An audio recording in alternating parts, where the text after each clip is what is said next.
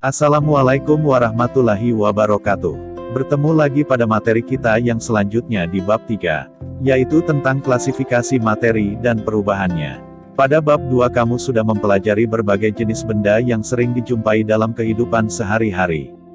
Benda-benda di sekitarmu dapat berupa wujud padat, cair, dan gas.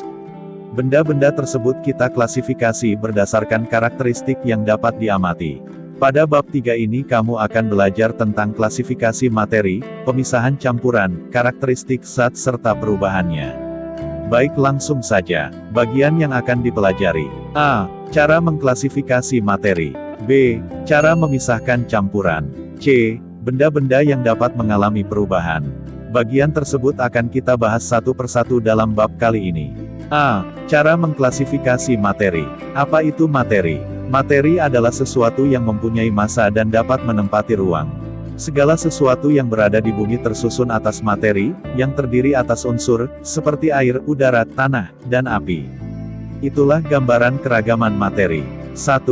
Klasifikasi materi. Berdasarkan wujudnya, materi terbagi menjadi 3 yaitu padat, cair, dan gas. Di bawah ini merupakan gambar pergerakan partikel dari beberapa wujud suatu materi, dan masing-masing berbeda kerapatannya.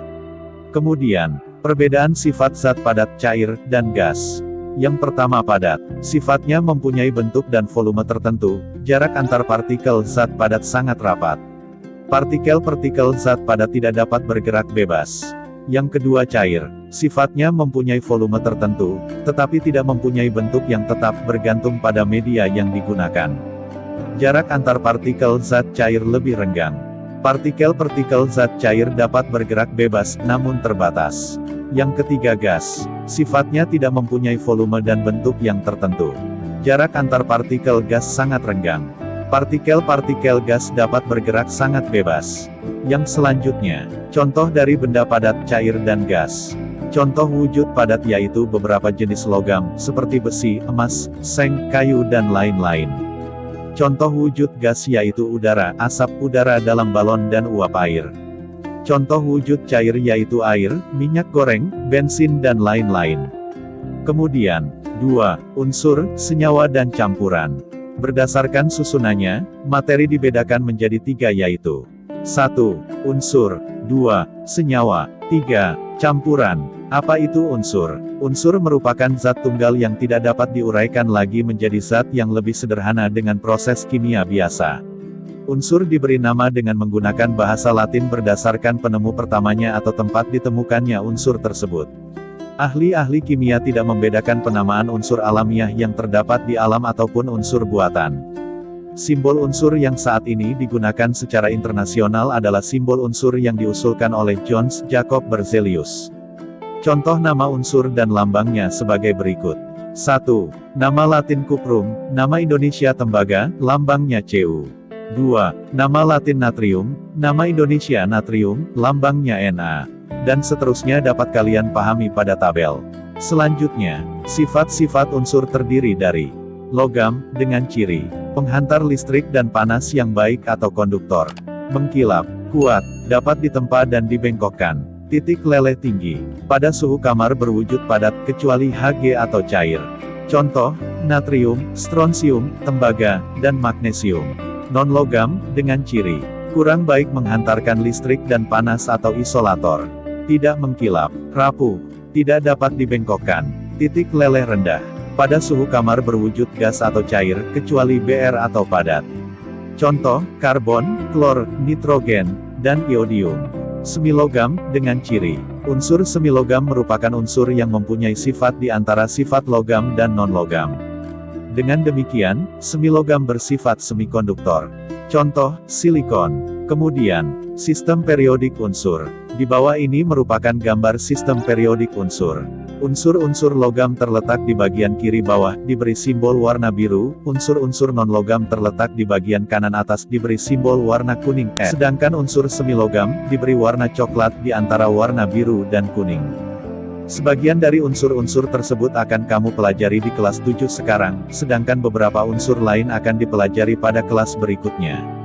Yang selanjutnya, apa itu senyawa? Senyawa merupakan gabungan dua unsur atau lebih melalui reaksi kimia atau dapat juga diartikan zat tunggal yang dapat diuraikan menjadi zat-zat lain yang lebih sederhana melalui reaksi kimia. Misalnya, sifat air sebagai senyawa akan berbeda dengan sifat gas hidrogen dan oksigen sebagai unsur penyusunnya. Pada suhu kamar air berwujud cair, sedangkan hidrogen dan oksigen, keduanya berwujud gas.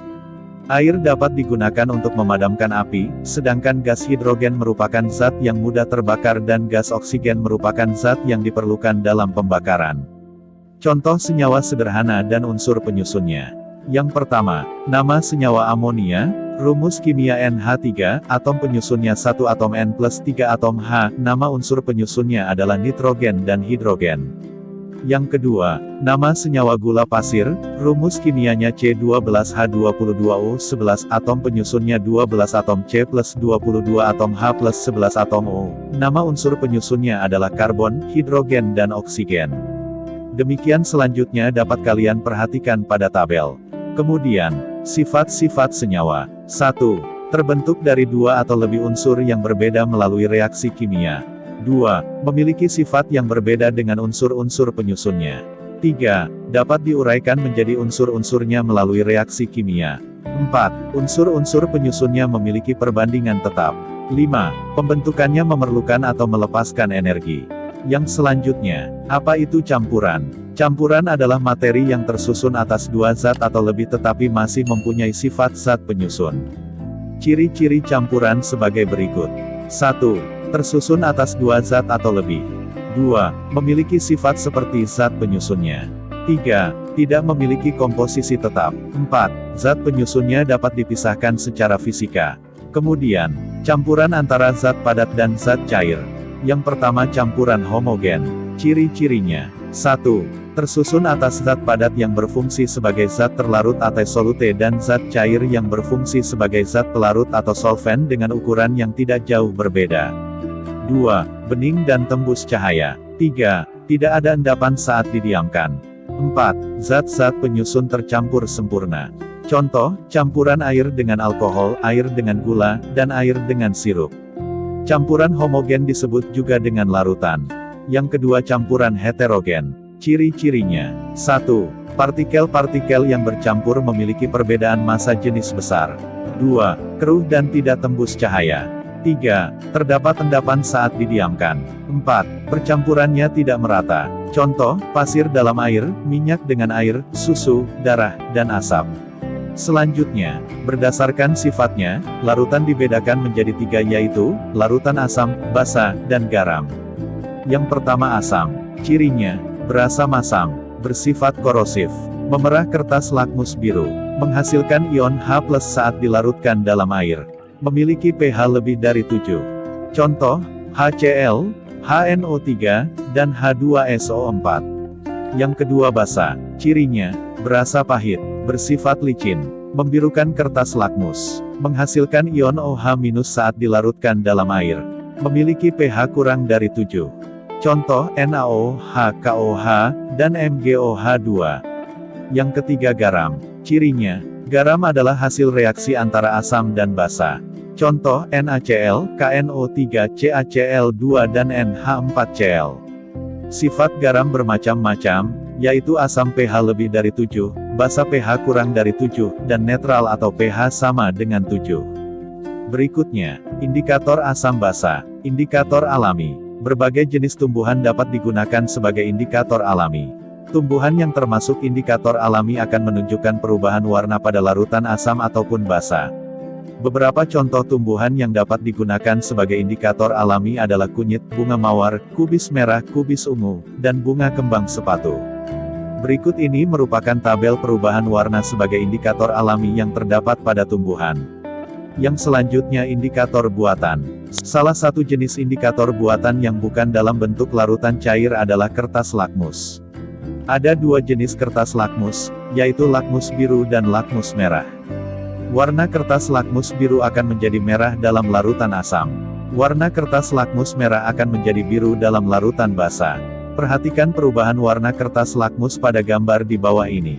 Demikian pembahasan kita kali ini, jumpa lagi di pertemuan selanjutnya, tentang cara memisahkan campuran dan benda-benda yang dapat mengalami perubahan. Semoga kita selalu sehat dan dilindungi oleh Allah Subhanahu wa Ta'ala. Terima kasih. Wassalamualaikum warahmatullahi wabarakatuh.